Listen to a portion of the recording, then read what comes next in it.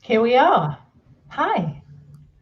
Welcome to the audiobook panel at SFF Con, Science Fiction Fantasy Con.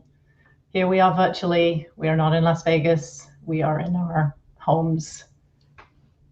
But Amy Duboff has done an amazing job of putting this together. Hi, Lee. Here we are. We're all here. Anyway, I wanted to say a big thanks to Amy. She put this together in amazing speed. Great service for authors and fans alike. So big thank you to her. She's amazing. Yeah, thanks for putting this audiobook panel together. For the people viewing there, I think you've already found the comments section to the side. So that will give you a chance to ask some questions, and I'll try and keep an eye on them. We're going to have like a Q&A session at the end. But if there's something that gets commented along the way, then I'll just throw it into the conversation. Hoping to keep this pretty informal. We have a fairly informal group here. I'll just introduce myself. So I'm the head of acquisitions at Podium Audio. My name is Victoria Gerken. We're an audio-first publisher that specializes in bringing the best indie, sci-fi, and fantasy stories into the audio realm, including the series of both of our authors here today, and fan favorites like Expeditionary Force, Spellmonger, and The Messenger, voiced none other than the man who I will now introduce, who is joining us from Los Angeles, Jeffrey Kafer. He's been on stage since he was 13. His mom still has the bellhop costume that she made. I would like to see that one day. And he's now a full-time SAG-AFTRA audiobook narrator. He has narrated over 700 books in almost every genre. He has worked for all the major publishers, including Podium, and owns High Gravity Productions. Jeff has served on the Los Angeles SAG-AFTRA Audiobook Steering Committee as an advocate for union and non-union performers alike, and has made a name for himself as a no-nonsense advisor, coach, and audiobook industry expert. He has 2 degrees, not 3 degrees, 2 degrees in cinema and broadcasting, and spent the first part of his career as a video game tester for Microsoft before following his true passion of acting. And we have our 2 very successful authors here today, Ken Lozito. Ken is a best-selling author of 21 books in multiple sci-fi series, including the first Colony series, I'm not an audiobook narrator, Ascension, and Federation Chronicles. He's also written a fantasy series called The Sapphonarian Order. He writes heroic tales, redemption stories, The Last Stand, and just good old-fashioned adventure stories with rich and interesting characters. Yes, he does. And finally, we have Christopher Hopper, who goes by Christopher, everybody. He is an award-winning and best-selling author and podcaster. He's based in New York State. He's found great success with his Ruins of the Galaxy series, as well as its recent prequel, Ruins of the Earth. Readers have taken to calling his work sci-fi with a soul, agreed, on account of the rich character development and humor he brings to his stories. So that's the crew. That's who we have. All right. So I'll get some questions going. And again, people watching, throw any comments you have in the chat bar, and we'll include those. So maybe I'll start with you, Jeff. I always call you Jeff, but maybe that's offensive. Yeah, I'm horribly offended that you would abbreviate my name in such a common way that everybody else does. It's because Christopher can agree with me on this one. Christopher. So, Jeffrey, what trends in audio entertainment are you seeing emerge from your personal standpoint as a performer and obviously as a producer? What new sorts of projects are you involved in, or that you're hearing about from colleagues? Well, Vicky. Fighting talk. Fighting talk. You know, some people call me Vicky. Can I just call you Vic? Yes. Yes. Okay. Yes. What I'm seeing a lot of in this realm is more the game lit RPG is sort of the new sexy. lots of blowing up in that space, and you've got these producers like Sound Booth Audio that are producing full cast sound effects and fully dramatized. Well, that's not exactly new. It's new-ish in this space, in the sci-fi world. Seeing a lot more dual and duet narration. That's mostly in romance, but I can definitely see how duet narration would work in sci-fi and fantasy as well, given it's no longer just Captain Kirk and his men. There's lots of women taking a large role in sci-fi, which is great to see. So a lot of it demands, or would work well with duet narration. What's that? Yeah, benefit from, like, the performance. Not to say that a male narrator doesn't do a great job, personifying women and vice versa, because that's what you're amazing at, is bringing all sorts of characters to life, no matter what the gender or alienness. Yes. Yeah. That's a term now. Yeah. That's a thing. It is now. Trademark. Yeah. Have you, Christopher and Ken, have you had any multi-voice productions done of your stuff? I can't think. No, I mean, I've heard some, where it's the male and female parts, and some of them are done good. Others, sometimes it's very distracting. Like my own personal taste, I hate the sound effects and stuff, but I have heard some where it really works well. But they're few and far between, and I don't think that's the fault of any production. It's just my own personal taste. I want to listen to somebody read the book, not hear. Blip. Yeah, it's sort of I don't know. I think it's coming from kind of the podcasting realm, kind of the dramatized podcast idea that it is more fully produced. That I think the traditional fans of audiobooks probably have more like you, Ken, that just, let me be absorbed in the story and let it like wash over me, and not too much singing. We used to put music at intros, and stopped doing that like quite a long time ago. I'm not entirely sure why, but it's just, you got to get right to it. Yeah. Jeffrey, when you've done duets, how do you do those? Do you do them kind of layered, like technically? Are you in the studio with somebody, or how does it work? Okay, so it's important to define dual versus duet. Indeed. Just for our audience. Dual is where the chapter, and this is again mostly in romance, where the chapter is the POV of one gender, the man, and then the next chapter is the POV of the female. And the male narrator reads the entire chapter of the male POV, including all the male and female dialogue. Duet is more like a radio play where the male narrator reads the male dialogue, the female narrator reads the female dialogue in there. It's technologically challenging, because if you've got two people in two different studios, you've got to match the studio. They've got to be able to be in sync so that they can play off each other. Ideally, the thing to do is have two people in the studio recording together. Yeah. My girlfriend who lives here, she narrates. We are getting into the duet because we can share a booth. Right. So it's best to do it in the booth together, because you have the same sound, you have the same equipment, and then the two people can play off each other. You can, yeah. Absolutely. There are a number of pairs kind of emerging that are, doing all of this. Glenn Ross and Kai Kennicott, they're big in that space. I'm not seeing a whole lot of duet in the sci-fi fantasy realm. Well, in sort of the blurring of romance, not romance, because romance is a thing, but sort of the harem game. Oh, harem, yeah. Harem. Yeah. There's that British sneaking out. Yeah. How do we classify harem? Harem? Would it be in fantasy? Probably fantasy, I would say. Maybe so. I don't know how much size in.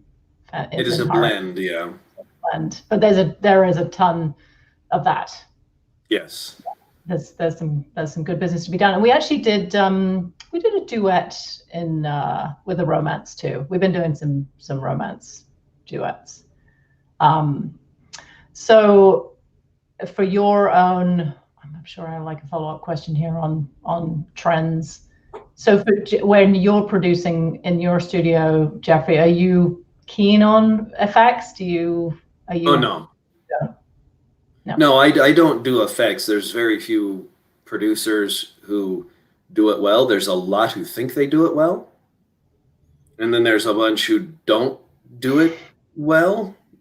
And then there's a couple that do it well. Graphic audio is really good at it. Sound booth theater is really good at it. But it's so much work and so much expense. Yeah. For not a tremendous amount of gain, I don't think, financially. I mean, it's going to cost a lot of money to make a book that has all of that. Yeah, I mean, a fully produced audio drama can be 6 figures easy. Easy. Yeah. Easy. I think there's an element to this too, in which music and sound effects have a way of dating themselves very quickly. I listen to some audiobooks that are even 10 years old, but I'm thinking of a few like 15, 20 years old, and the music that segues each chapter, you're just like, oh man, this is rough. Yeah. So some of the stuff does not translate well, it doesn't age well, and yet the human voice, it ages beautifully. I mean, it's a part of our everyday. It's timeless. So I think to the point that the people that do it well have found a way to transcend that age, that time issue, and those who don't, it's just like, oh, it's rough. So I think that's another reason. It's people. If you're gonna do it, you gotta know what you're doing for sure. Yeah. Some of you're right. Audiobooks, they sound like robots reading without any inflection whatsoever. They're just, I'm like, it's kind of cringeworthy now. I know it was a standard. There was a reason why they read it like that, but now I don't think it works. Yeah. It'll be interesting to see. Sort of, I mean, there's a lot of those audio dramas on, on Audible originals. They do a ton of those, or taking, stage performances that, of course, we're not seeing during COVID times. I kind of like that idea that, that it's an audio recording of a theatrical, event that we can then share. It's a bit like, Hamilton going on the TV. It seems kind of democratic to bring Broadway or bring, off-Broadway plays to the audio realm. I really loved Evil Eye. Evil Eye? Did you guys listen to that? It's actually been converted by Prime into a TV show. So it's one of those interesting things. It was written for audio, and now it's been made into a TV show. So I have one of our authors, Ryan Rimmel. He's done a lit RPG series, which is pretty hilarious, called Noobtown, and he wrote 2 pages of tongue twisters for Jonathan McLean to stumble through. That's funny. Which is really great. This was for book 4 of the series. Obviously, he didn't do the tongue twisters in book 1 because he didn't know that Jonathan was going to be, how Jonathan's performance was going to evolve. But that experience made me wonder about, as authors, are you, when you write series, you're genre authors, and a lot of the authors that we have, will hopefully watch the session are also writing series. When you are writing books 2 and 3 and 5, are you thinking about the narrator's voice? Christopher, throw this one at you. Definitely. I think, I have the privilege of having the great R.C. Bray reading all of the Ruins of the Galaxy and soon Ruins of the Earth books. And he was one of the key voices who inspired me to quit my day job. And so I remember writing the very first, chapters of Ruins of the Galaxy book 1, and I heard R.C. Bray reading it. I mean, this is a long time before Victoria, I knew you and Podium and Jeff Cheney, but that's what caused me to re-fall in love with this idea of, man, maybe I can write. Was hearing R.C. Bray, and so when I penned that first chapter, I am typing it as if R.C. Bray is reading it back to me, and that is something that has maintained itself throughout. More so now that there's a relationship, and I get to hear him. Today I'm listening to the sample chapters, and I'm just like overwhelmed. This is going to show you how much of a softie I am. I'm crying in the car hearing R.C. Bray read Piper and Rohor, who are the two most extreme characters in this story, and like, how is this my life? So to authors, out there, and those thinking about writing, like, oh man, where's the Disney music? Dreams do come true. When you wish upon a star. My singing voice is terrible. There it Thanks, is. But the accent is. Anyway, all that to say that, I think there's power in writing for audio and writing for these wonderful narrators. Jeffrey, as an example, if you can hear them in your head, it will make the dialogue especially better in my mind. It makes exposition more clear and fluid, and now you're creating a piece of art. You're not just pounding keys. You're actually trying to create something with the listener in mind, and I think that makes all the difference in the world. Yeah, Silk Velvet here has asked, was having Bray read your books intimidating? Who's a scary guy? Very scary man. Yeah, I mean, I definitely,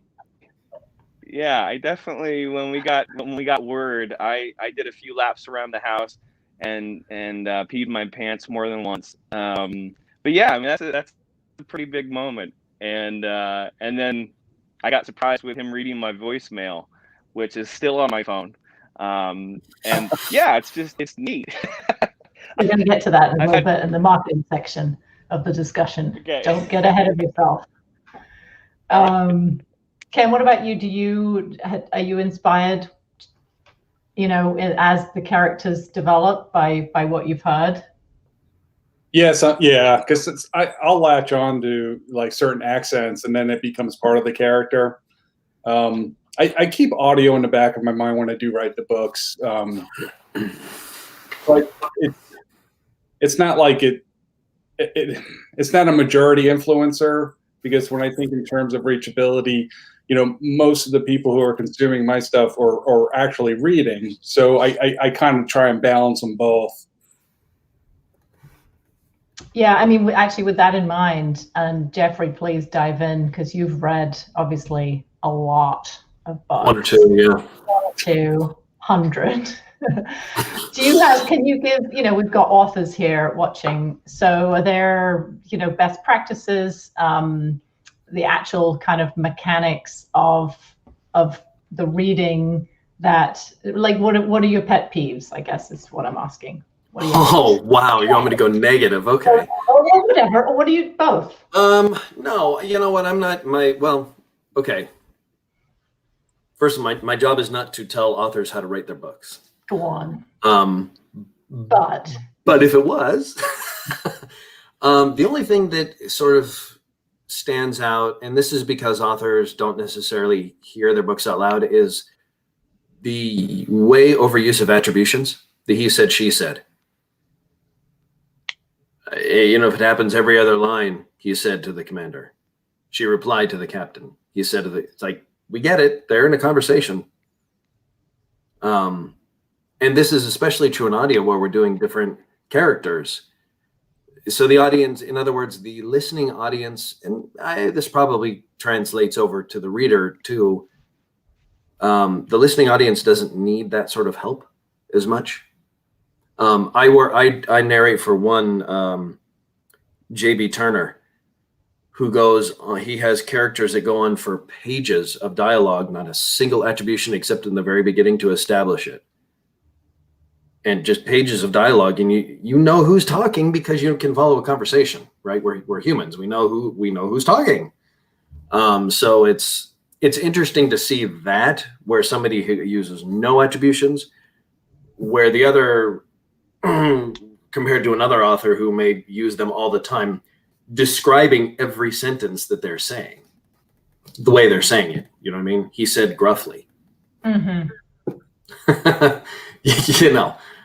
But again, I don't like to tell authors how to write their books. I'm thankful that they're writing them, and because that means I have a job.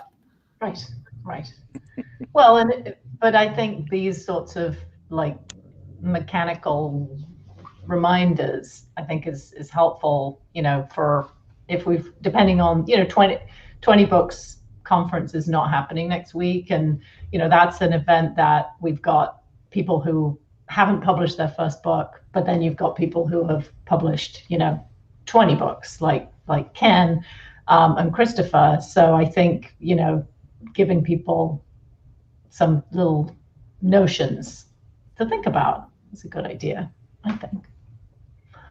And one thing somebody was telling me that that having the kind of the emotional tag, so the gruffly, like in your example, like after the sentence has already been read, the particular pet peeve for the narrator. There'll be a long paragraph, the character is saying something, and it'll be like, he said in a whisper. I'm like, God damn it, now I gotta record the whole thing over whispering. I was guilty of that in my earlier books. I think it might just be a new writer thing. Well, it makes me wonder, how does the reader, when they're reading it on the page, how do they know that whole paragraph was done in a whisper if they don't realize it till after? Yeah, it's a service, not just for your narrator, but for your storytelling. Yeah, the veteran writer will establish that right in the get-go.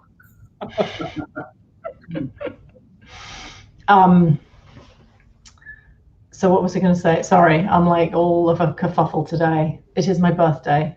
Oh, happy birthday. We'll sing you happy birthday.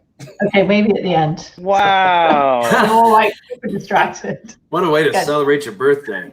With you three and whoever's here. Working. It's all right. It's all good. You know, audio. It doesn't feel like work.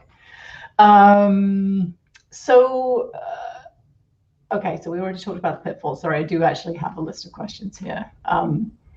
So I wanted to talk a bit about auditions, because you know a number of the authors that are hopefully watching are going to be looking on ACX, you know, to consider getting an audiobook produced or Find a Way, or you know, other kind of you know, self-published audio self-publishing options. If you're not going to, you know, publish with a studio like us, we obviously take care of the casting.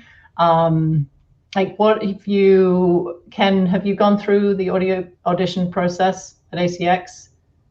Can you talk about what you look for? Yeah, I could speak to it. I didn't have anybody audition for me. I used people's audiobooks as the narrator's audition, and then I searched, you know, for their, you know, they can put their auditions on ACX, or some people do it on their websites, which is interesting because sometimes their audition sounds way better than the actual audiobook that they had to read. So it can be a catch-22. But that's what I did for my recent book with for my new series. Is I made a list of narrators and just listened to their audiobooks. You know, I listened to the sample to see if I even like hearing their voice. And then I looked at reviews and what listeners were thinking about as far as, you know, their deliverability for the story. It was things like that, because that's what I was looking for, you know, for my own audiobooks. But I will say I couldn't have done this like back in 2016 when I didn't listen to audiobooks at all. You know, and you know, you guys approached me for one of my series. I was like, yeah, let's see what you guys, do with it. So, I'm more comfortable now because I'm a listener. So it's like, it goes hand in hand. If you are into it, you could take it on yourself. I could have invited people to audition, give them a chapter to read and stuff like that. I just didn't see the need for it. I knew what I was looking for, and I narrowed it down to like 4 or 5 people and worked down my list basically.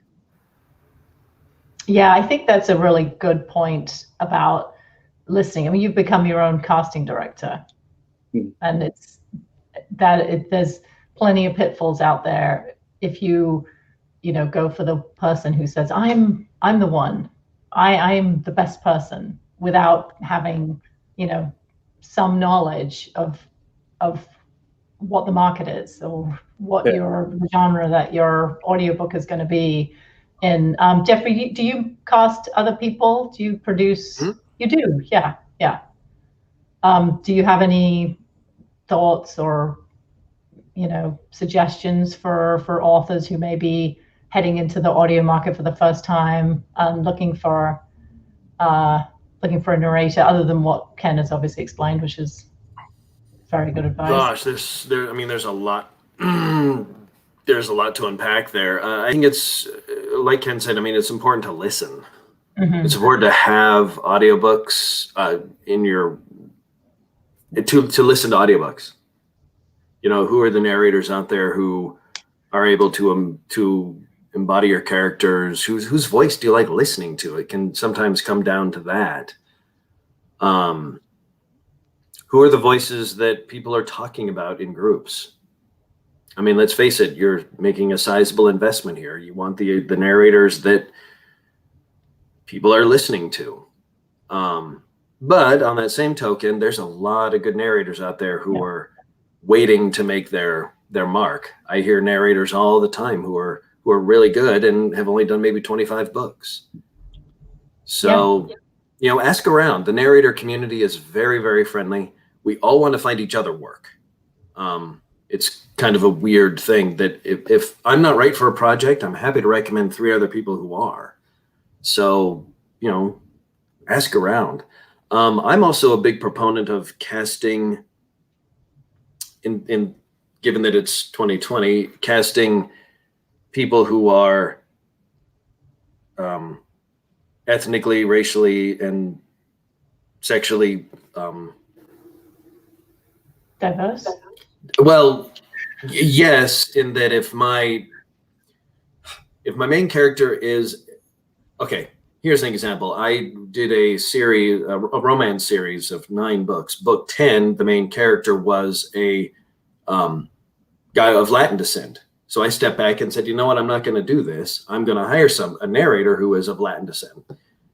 Found a gentleman, a new narrator. Did that before with a black narrator because the main character was black. And that's just part of the fun of it, right? Is hiring your friends. Really is what it is. So I feel proper representation is important in the audiobook world. Yeah, absolutely. We did a compilation anthology of COVID essays called Alone Together, and it has, I think, 13 different narrators, diverse as the authors were. Right. That's what we wanted to bring. It's like the voices, the authors were very diverse. And so, you're not trying to match like for like, but they were memoir pieces. And so clearly having, the right voices and be represented was really, really important. And the same goes for fiction. One thing I will give, a bit of piece of advice I will give new authors who are looking for narrators. Try let go of the voice in your head.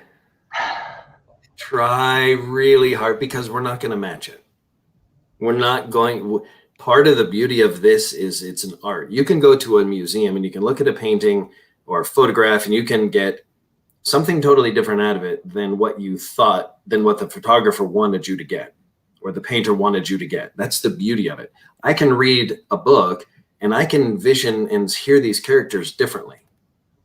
So a lot of people, a lot of authors get stuck on, that's not the voice in my head I heard when I was writing it. Well, guess what? Unless you're sitting behind every Kindle reader, right, they don't have the voice in your head, your voice in their head either. They have their voice in your head. And this is true of narrators. This is what we bring, is we interpret the words differently in the characters, and we make it our own, but still making it yours because you guys wrote the words. But let go of the baby is what I'm getting at. Trust us to do our job. Yeah, that is really, really great advice. And the funny thing is, the number of authors that I've had say to me, oh, and when they first listen to the audiobook, because we don't send samples, we're not having authors micromanage and produce our audiobooks. We're the producer, we trust our narrator and to do the performance as you just described. And so the first time the author's hearing it is when I send over the MP3s, and some of them will be like, this is like a different book in a good way. Like in a way, it's different. It's something that, they hadn't imagined that it would be, and it's brought it to life. And, I just get chills just thinking with those responses, which we've gotten forward to on Writers. What's that, Christopher? Yeah, I want to add to that too, to Jeffrey's point, and to writers who are watching this, do think as a new piece of art. What you wrote is one piece of art. The audiobook is a new piece of art. And just what he said, let it go, let it breathe. Trust the person who is reading it to bring this new special je ne sais quoi to the production. I have written a character named TO96 who embodies all the tropes that you can think of C3PO, etc. And I was, had this very particular way that he spoke in my head. Well, the first book came back from Podium, and R.C. Bray had read him with this Irish accent, and I was mowing the lawn the first time I heard it, and almost fall off the lawnmower because it was so other than what I had imagined, and yet it was so much better than I ever could have imagined. And those kinds of surprises are really magical. So now TO96 has an Irish accent forever, no matter who knows him. Yeah, you can influence those decisions as a writer by writing it into the story. One of the things I do get hung up on is pronunciation of some of my names and made up words. So I'll give that to a narrator right off the bat, and that's an easy win right there. One of the things I do struggle with is scheduling with narrators, especially narrators who are in demand. Some of them, aren't available for like 7 or 8 months, and I'm not keen to reach out to somebody before I've written a book or I'm in the middle of it. So that's definitely something to keep in mind. I don't even isn't R.C. Bray booked for like 2 years? Jeffrey, I'm sure 2026, I think. Yeah, right. Those of us who are working, we tend to be booked out 2 to 3 months. So really the best thing you can do is say, hey, I got a book coming out in 2 to 3 months. What's your schedule like? Yeah. Well, and things happen, and right, we're always, maybe not having text delivered when promised and moving things around on the schedule. Wow. Well, if you guys delivered your book on time, we wouldn't be out here. Yeah, we try. So, as a publisher, part of our responsibility to the author is to try to get things scheduled as close to your delivery date as possible. But, authors aren't necessarily going to want to say, give us a firm date. So I think what we do a good job of is sort of managing those expectations and say, okay, you give us a firm date, then we can plan. But until you feel comfortable doing that, let's not, let's have a rough date and let's think it's going to be in 6 months' time, and then we can kind of kick the can down the road. But scheduling is lots of fun. But yeah, like Jeffrey said, I mean, there are lots and lots of great narrators who have, the middle of 2021 to give you. Or I even do a series. And we're on book like 22. And I don't know when the next book is coming out until I see his Facebook post. Like, oh, he released a new book. I guess I should make room on my schedule in 4 months. And that's the problem. It's like, did you not know you were writing a book? Give us a heads up that this is coming down the pipe. Yeah, and I mean, my schedule, I can move my schedule around. I mean, I play Tetris with it. Just move blocks around in Google Calendar. It's not that big a deal. Yeah, and there's definitely, a lot of chatter about releasing, right? Timeliness of release of the audiobook to the ebook release. And our indie world is different, right? From the traditional world where author finishes book, a year goes by and then after a year, the ebook, print, and audiobook all come out on the same day because you've had a year to get all the pieces in place. But that's not how we're operating. Author can finish book and publish it tomorrow, and the audiobook needs about 8 to 10 weeks of production, cooking time, baking. So let's plug my book comes out tomorrow.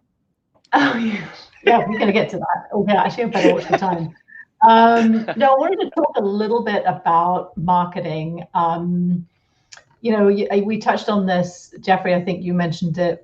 The notion that when you're selecting a narrator, having a narrator who has a following of their own, is going to. Did you say that? Something like that. Is active in groups. You said. Yeah, I mean, if we have narrators watching, which I don't know if we do, but how do you go about building your own brand as a narrator?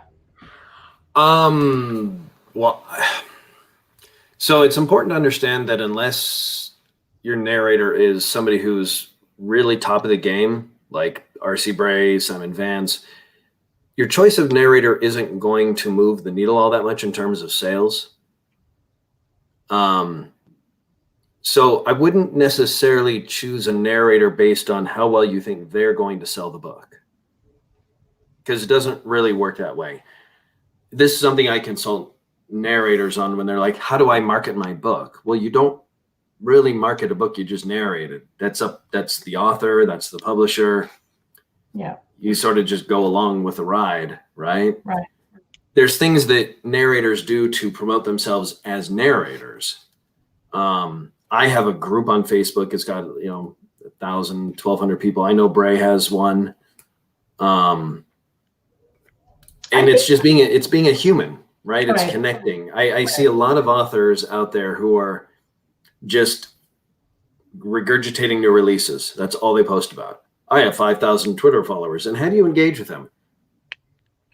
I tell them when I have a new book. Okay, well, you're just marketing, right? Where compared to somebody like Daniel Aronson, who was like, so he asks open-ended questions.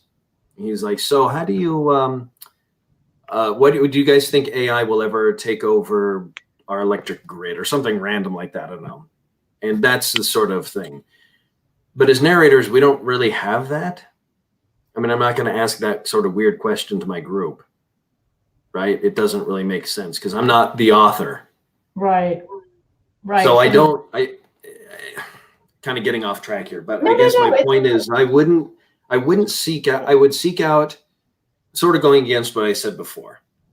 You want to seek out narrators who are popular,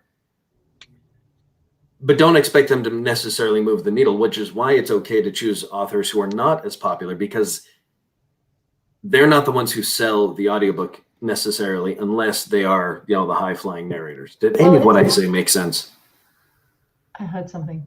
I think it's the performance that sells the performance. The performance that sells the audiobook. That's how, to me, that's how I respond to that, the sort of star narrator question. If it's the right performer for the right story, which is all about casting, then the audiobook is going to work. it's not that, I mean, it is this alchemy that is really, really, it's a profession. I mean, it's a casting director's job to find those connections. You know that, okay, by the same token, Tom Cruise sells movie tickets, but there's plenty of movies out there without Tom Cruise that also sell really well. And not every Tom Cruise movie is a hit. Right, no, that's what I'm saying. That's why it's I think he was terrible as Jack Reacher. He should not have been He's not tall enough. Yeah. No, he's not anything enough. Like, he's just wrong. And it's that, like, and that movie, again, didn't do well, but it would have done very well if it was somebody who would have been the right person. So I think by making a successful product, audio product, that's the best, that's the foundation of marketing. I mean, isn't it? It really is. I think when you get a good narrator with teamed up with a really good author, there's magic there. Mm-hmm. Definitely. Then I don't think narrators necessarily have brands. You mentioned branding. That's something when I consult with new narrators, I'm like, don't worry about your brand. The listeners and the authors and the publishers will tell you what your brand is. Right? If you go to Bray's website, I don't think he says R.C. Bray, sci-fi narrator. No, he's just a narrator. Right. That's what we do. We read the words. We perform the words. We perform the words. But that's what Bray is known for. So I mean, for him. Yeah, me too. Most of my books are science fiction as well. Yeah. But I have one publisher, Rhymes with Podium Audio, who I do strictly sci-fi with them. I have another one that I only do thrillers, and there's another one I only do romance. So publishers and authors will put you in the box that's appropriate for them. So I don't have a brand, right? I do mostly science fiction and romance, but I do other stuff too. But I would never brand myself as I'm a sci-fi narrator, because I'm going to be doing some Marvel books in the month. That, Yeah. Well, and that's the kind of the challenge of being a publisher as well, is you have a brand, but really nobody knows the Podium brand particularly. They know the authors and they know the narrators. But I think as audiobooks are becoming more and more popular, which they are, I mean, double-digit growth over the last 5 years, I think the narrators are going to be, I mean, Tom Cruises of the audiobook world. I think there will be more following. I think your Groupie McGroupface will get, at least 10 more members in it in the next 2 months, at least. Anyway, I'm being rude. Hey, I'll be happy with that. Yeah. So there was a question here from Lee. Christopher, do you send your own MP3 file to your narrator with your special name and word pronunciations? That's a technical question. Yeah, actually, this gets back to something Ken was mentioning earlier, which is sending pre-production notes.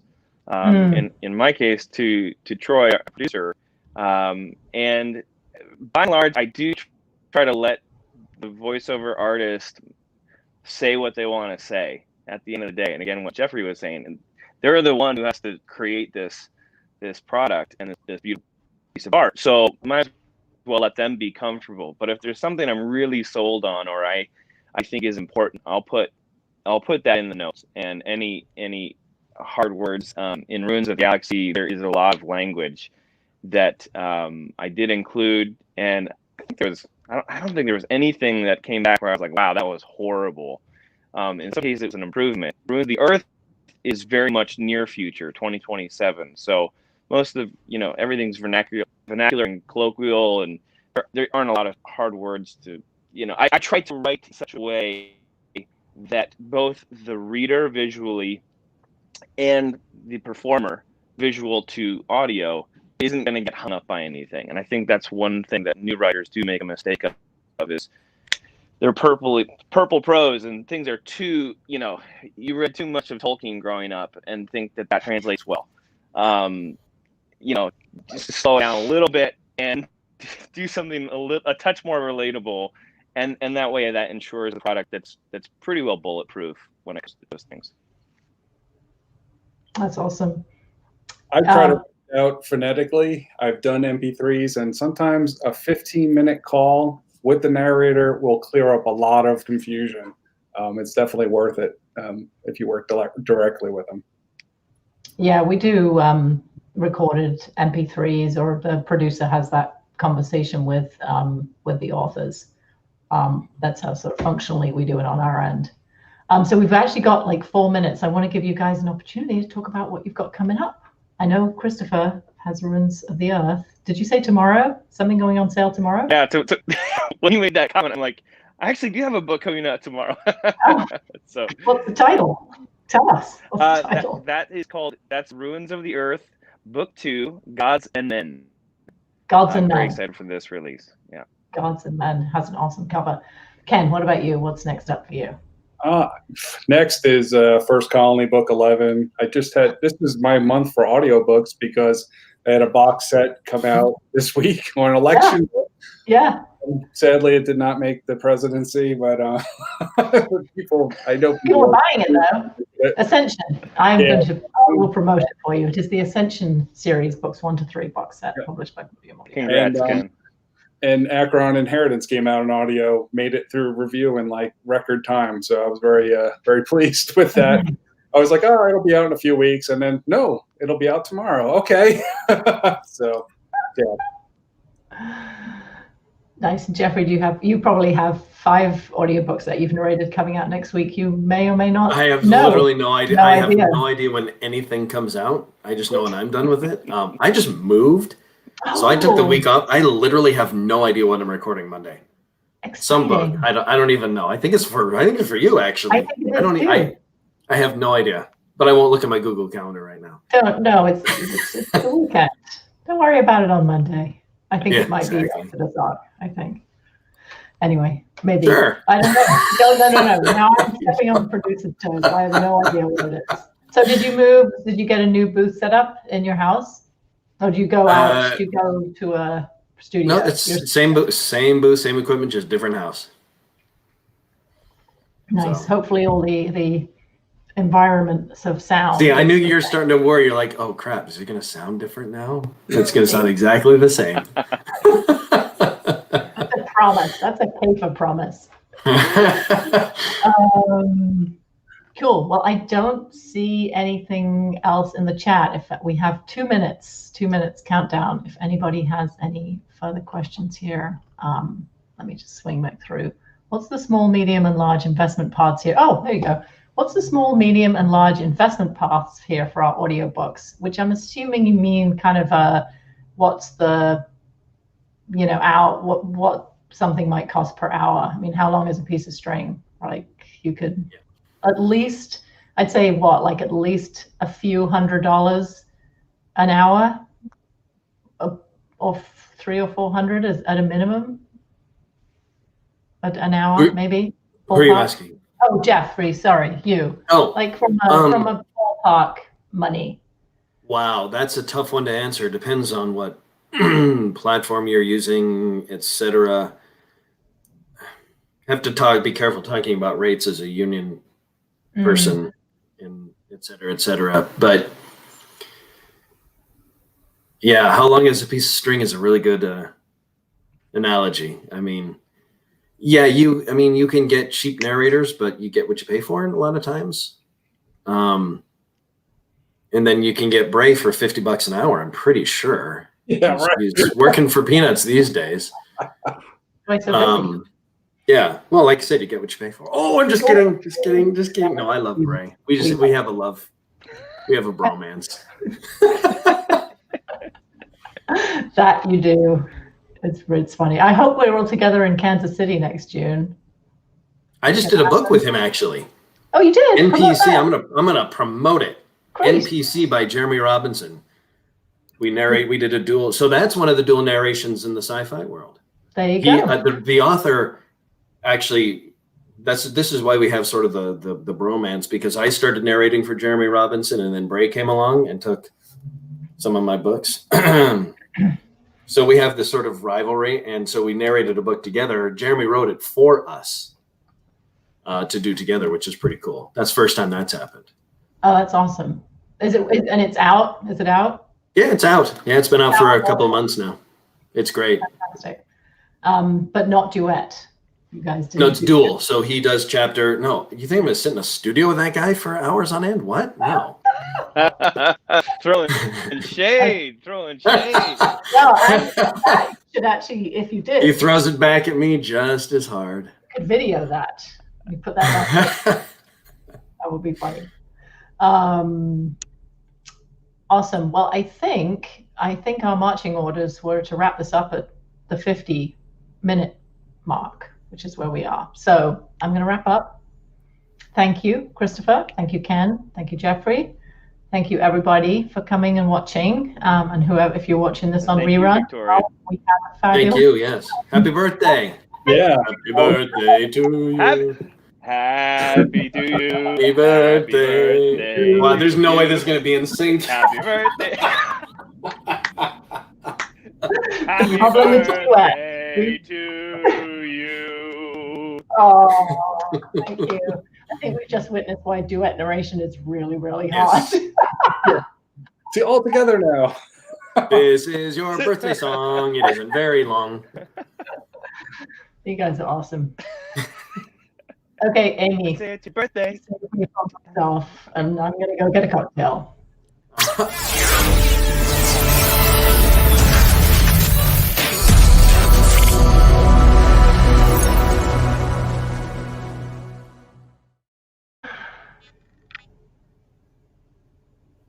All right. All right.